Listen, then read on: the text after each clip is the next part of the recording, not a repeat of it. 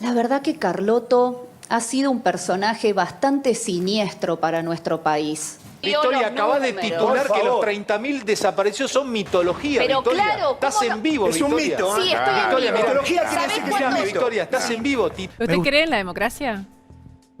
Digamos, yo creo que la democracia tiene muchísimos errores. Puede tener errores, pero ¿usted cree Por ejemplo, en el vos sistema sabés- democrático? no, yo te hago al revés la pregunta. ¿Conocés el teorema de imposibilidad de Arrow? Yo le hago la pregunta de nuevo por la que pregunta acá soy yo. No. ¿Usted cree en el sistema ¿Cómo? democrático? Y yo no puedo contestarte con una pregunta. Lo que le si pregunto conoces es el teorema de importante. imposibilidad de Arrow. Ahora me lo cuenta el teorema, no lo conozco. Pero lo que le digo es importante la pregunta y requiere una respuesta contundente, que es ¿cree o no en el sistema democrático? Es fácil la pregunta, ¿es cree o no cree? Pero, digamos, si vos conocieras el teorema de imposibilidad de Arrow, digamos, o sea, ¿Por qué los libertarios son negacionistas? ¿qué es lo que te decían Milton Friedman y Ralph Friedman en ese hermoso libro que era Libres para Elegir? Necesitan reivindicar el modelo. Milton Friedman era profesor de economía en la Universidad de Chicago. Creía que la terapia de shock económico impulsaría a las sociedades a aceptar un capitalismo más puro y desregulado. Creían que si el gobierno dejaba de prestar servicios y de regular los mercados, los problemas de la economía se resolverían solos. Primera puesta a prueba: Chile. Fue en Chile donde los seguidores de Friedman aprendieron a explotar un shock o crisis a gran escala. En los años 50 y 60, las medidas progresistas de desarrollo en Chile eran un modelo para la zona. El gobierno invertía en salud, educación e industria. Como respuesta, el Departamento de Estado comenzó a becar a estudiantes de Chile y el resto de Sudamérica para que estudiaran economía de libre mercado con Milton Friedman. La Universidad de Chicago tenía un convenio con la Universidad Católica de Chile que permitía a muchos chilenos venir a Chicago, donde les impartíamos formación y se doctoraban. Los Chicago Boys chilenos se pusieron a trabajar en un programa económico de 500 páginas llamado El Ladrillo. Con dinero de Estados Unidos se hizo todo lo posible por desestabilizar la economía. El 11 de septiembre, bajo el mando del general Pinochet, el ejército asaltó el Palacio Presidencial.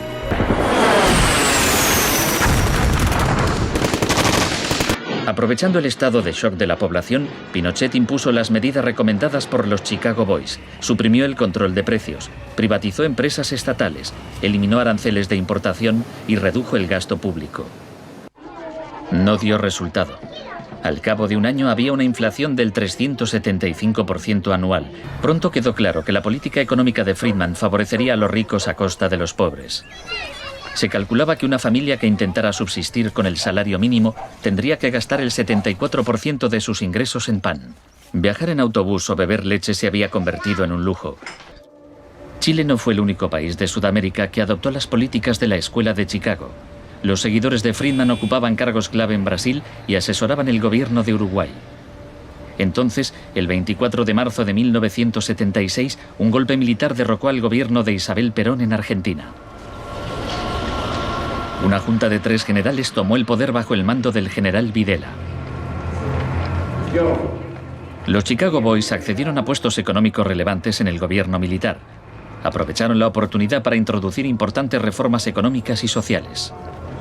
Un año después del golpe, los sueldos habían perdido el 40% de su valor, se cerraban fábricas y la pobreza se disparó. Como en Chile, hubo que aterrorizar al pueblo para que aceptara estas medidas económicas. Videla aprendió de la experiencia de Pinochet. Adoptó la táctica de hacer desaparecer personas. Para equilibrar el terror público y privado, llevaban a cabo los secuestros en plena luz del día y después siempre podían negarlos. En Argentina y Chile estas técnicas no solo se emplearon con soldados o terroristas, sino con estudiantes y sindicalistas, con todo aquel que se opusiera a la política de libre mercado del régimen. Entre los desaparecidos había cientos de mujeres embarazadas a quienes les permitieron dar a luz antes de asesinarlas. Cuando la Junta aún detentaba el poder, un grupo de madres y abuelas de desaparecidos empezaron a protestar en la Plaza de Mayo.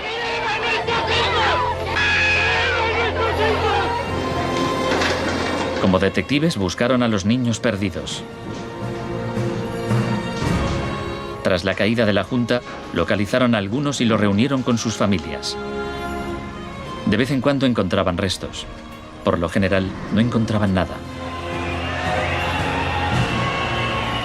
El general Videla fue declarado culpable de asesinato, secuestro y tortura. Señores jueces, Se le condenó a cadena perpetua.